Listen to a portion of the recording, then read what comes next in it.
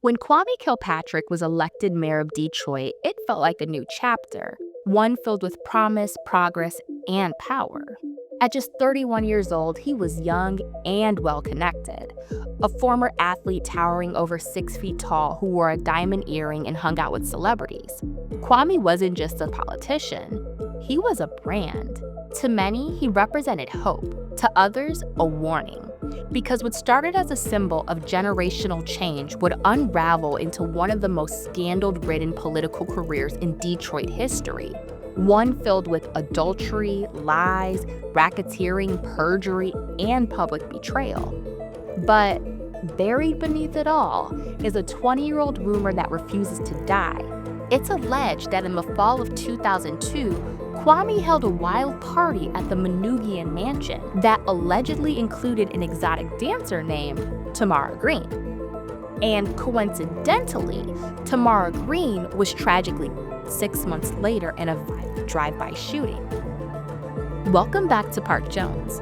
This is the first episode in the new series for Strawberry. If you want to see more videos within this series, do me a favor and drop some strawberries in the comments down below. We're talking about what other people won't talk about, or they're not going to keep it this 100. We are talking about the alleged party that happened at Manoogian Mansion that allegedly featured Strawberry, aka Tamara Greene. Everybody got quiet.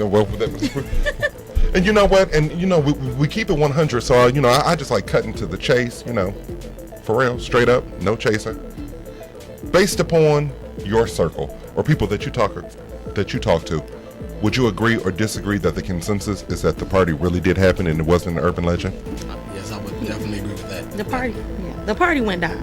There's no doubt. There's no doubt in my mind. I mean, I used to work in that circle. I know people who were there.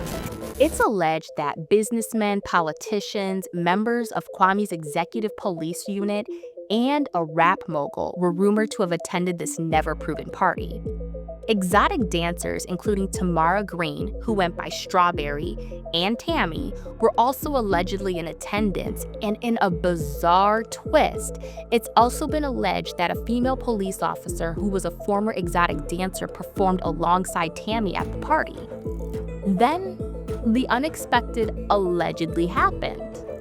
It's been rumored that Kwame's then-wife, Carlita Kilpatrick, walked in on Tammy giving Kwame a, personal performance. Angry, Carlita allegedly assaulted Tammy with an object. In one version, it's a wooden table leg, and in another, it's an autographed baseball bat that was supposed to be a gift for one of the Kilpatrick children. Regardless, the takeaway is that an exotic dancer was allegedly assaulted by the mayor's wife. It's alleged that Carlita was tipped off or deliberately brought to the mansion by members of her executive police unit to create chaos. You see, a lot of people in Detroit loved Kwame at the time, but there was a silent minority who didn't, some being the police officers who protected him and his family. For over 20 years, Kwame and the city of Detroit has denied that a wild party occurred at the Manoogian. And 20 years later, the death of exotic dancer Tamara Greene remains unsolved. Now, her family has been very vocal in their belief that Kwame Kilpatrick and Detroit city officials somehow hindered the investigation into her death. My mom was a very popular stripper in the early 2000s, and as you can imagine, that industry, you meet a lot of powerful, rich, famous people. My mom ended up having an affair with the mayor of the city, who was married at the time. So, yeah, things got messy, and the mayor of Detroit's wife actually assaulted my mother. Instead of paying my mother hush money, the mayor decided to pay off cops in the city to murder my mother. There's a lot of key points to my mother's story. She was murdered in a drive-by with police-issued guns. I worked in the industry myself, so I've met people who knew my mother, seen her around the mayor, and they do not want any parts of my mother's case. So to this day, it's an unsolved murder. But after so many years of trying to fight for justice, I have been a standing lone wolf, and I've grown very tired. So for a party that has never been proven, it's odd that there are several people who say something happened in the fall of 2002. Lieutenant Michael Kern spent nearly 2 decades in the EMS division for the city of Detroit. In a signed affidavit, he claims that in the fall of 2002, he responded to a call of an injured woman at a Shell gas station located on Jefferson and Connor, just a 5-minute drive from the Manoogian mansion. The night in question, I was going to Medic 12, which is Jefferson Hart. I heard a call go off for Jefferson and Connor. This is Michael Kearns, a retired EMS lieutenant in Detroit. He's a little hard to understand because he had a stroke a few years ago.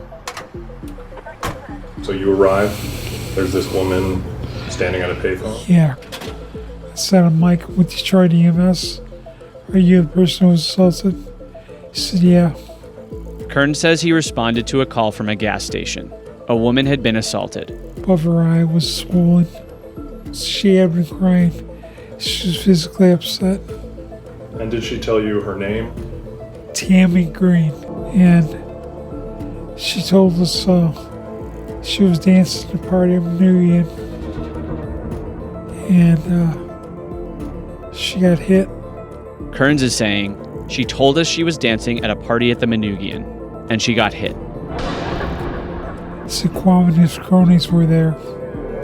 Said Kwame and his cronies were there. Did she mention the mayor's wife? Yes. What did she say? She said Carlita hit her. Kearns says he waited there until 2 plainclothes officers arrived with an ambulance. Do you remember the last thing she said to you? She says, thank you. I said, happy to help. And she got into the ambulance. He didn't think much of the encounter, but a week later, while working in Belle Isle, he heard sirens heading towards the mansion. That's when someone at the scene joked that it must be another wild party. That's when it clicked for him, and he connected the dots to the encounter he had a week prior. In a signed affidavit, Fire Department Lieutenant Walter Godson stated he witnessed Kwame Kilpatrick and members of his executive police unit at Detroit Receiving Hospital in the fall of 2002. EMS personnel allegedly informed him that members of Kwame's executive police unit had brought a woman to the hospital for treatment in the emergency room. He wasn't certain of her identity and can only speculate that it may have been Tamara Greene. In a lawsuit, Douglas Bayer, a former Detroit EMT worker, recalled an incident in the fall of 2002 at Detroit Receiving Hospital. He was stopped from entering the emergency room by a man he believed to be a member of Kwame Kilpatrick's executive police unit. He noted a crowd of approximately 25 people, including 2 individuals with Secret Service-style earpieces. That night, he encountered Walter Godson, and a group of EMS workers informed him that the commotion was allegedly caused by Carlita Kilpatrick assaulting a woman. But another man who was recently shared what he witnessed with state police. He agreed to talk but asked us to conceal his identity because he's afraid of retaliation by his bosses. I've been interviewed by the state police and I've been interviewed by you, so it's not over. He's an ambulance driver who was working the night shift the evening of the alleged party. In this recent state police interview, he says when he arrived at Detroit Receiving Hospital, he spotted a big crowd causing a commotion. He described seeing what he called well-dressed, pimped-out individuals with earpieces. He has no way to know for certain, but says he suspects they were members of the mayor's security staff. They stand out like sore thumb. They wear earpieces where you can't hear the conversations on the radios, and they're always dressed up a lot better than a standard detective or whatever. And, you know, plus there was the mayor's vehicles, the SUVs. As you can see through the doors of Detroit Receiving, there's a large crowd, a lot of pushing and shoving, a lot of hustling in the private rooms. He says he suspected something serious was going down. A coworker told him what he overheard in the hallways of the hospital. Carlita the quote was, beat some down. That's a quote. I said, who's that? You don't know the mayor's wife? He tells police and now Rescue 4 he has no way to know if the story is true. But what happened next, he says, he witnessed firsthand. His supervisor showing up at the hospital, demanding all EMS employees leave immediately. It's something he's never seen happen before or since. He shuffled out about seven units, making sure we all left the hospital. It seemed like they didn't want a lot of people around. Quite obvious they didn't want a lot of people around. If there was nothing to hide, why force all EMS employees out immediately? Officer Harold Nelthrop was a member of Kwame's executive police unit, and he alleges that in the fall of 2002, he witnessed the mansion being trashed before the Kilpatricks moved in.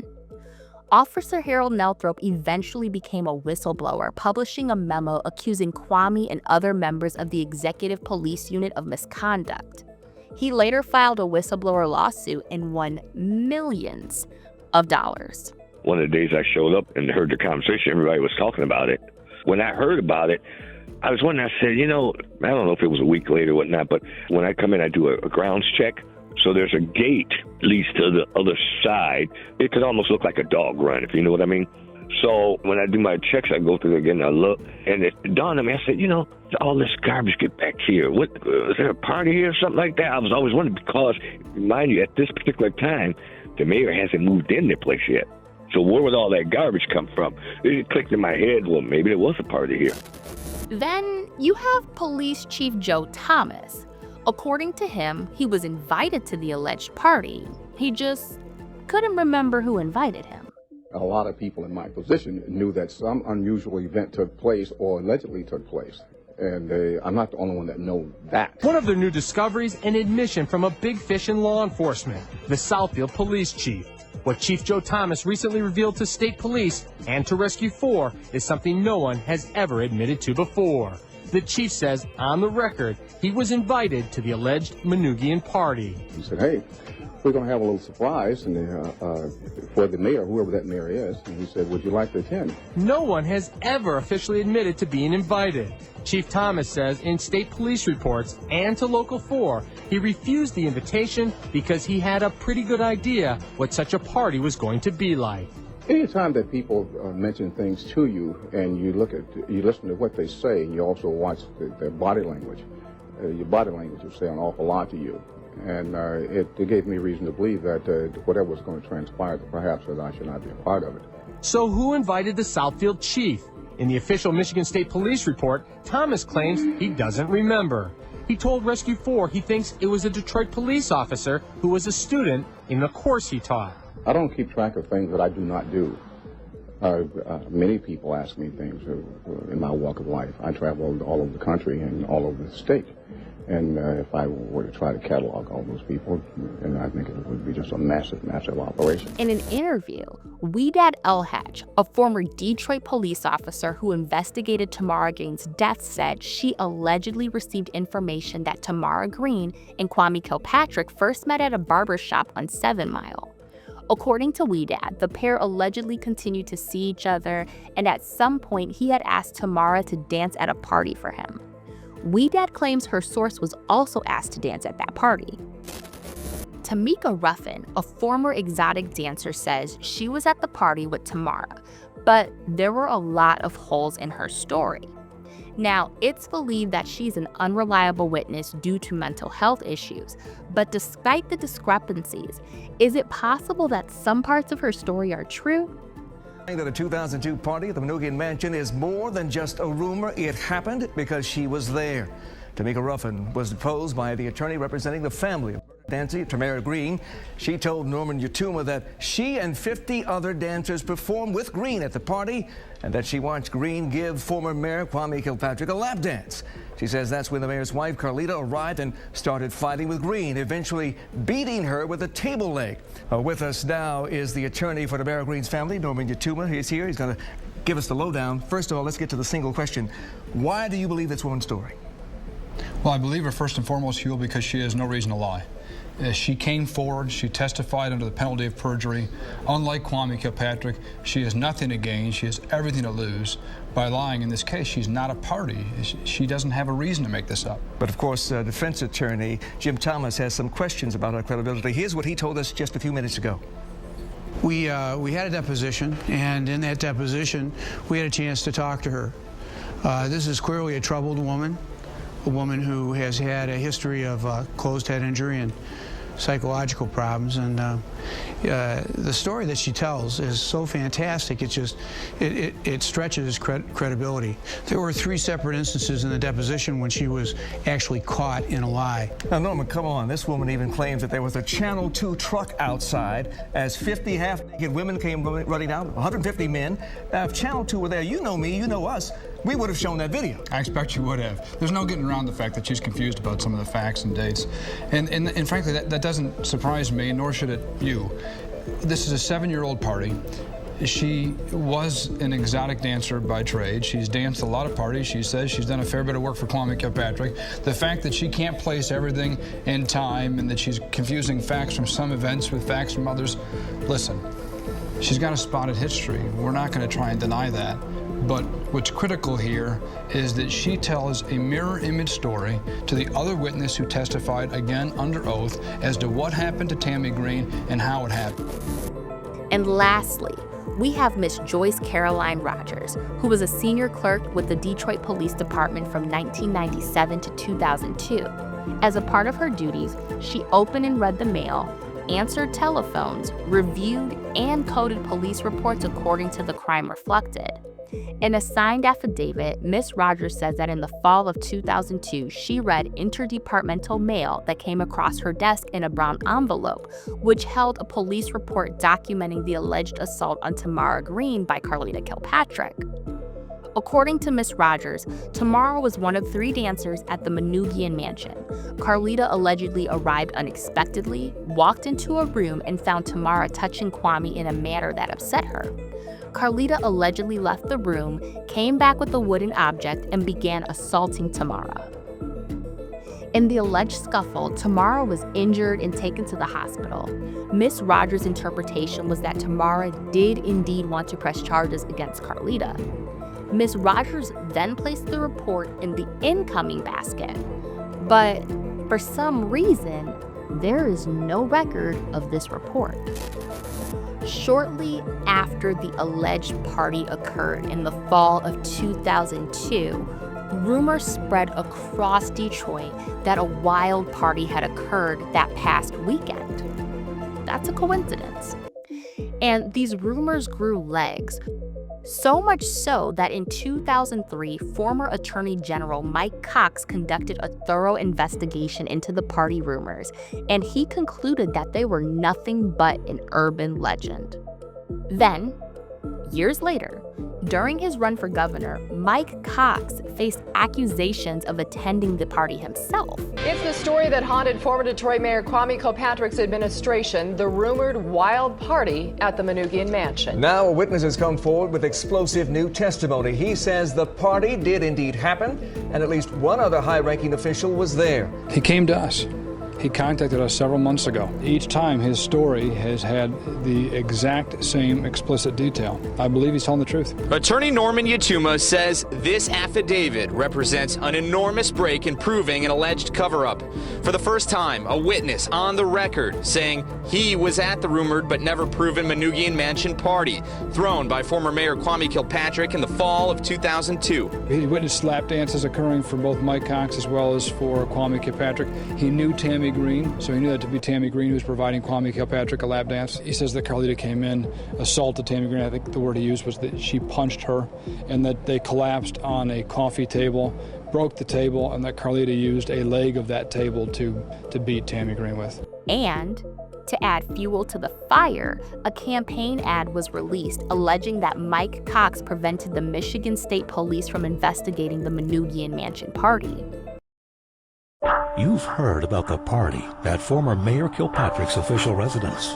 It's the party Attorney General Mike Cox said never happened. But a former Detroit police officer said she dispatched several cars to the scene that night. Funny, the next day, tapes of the dispatch calls were missing.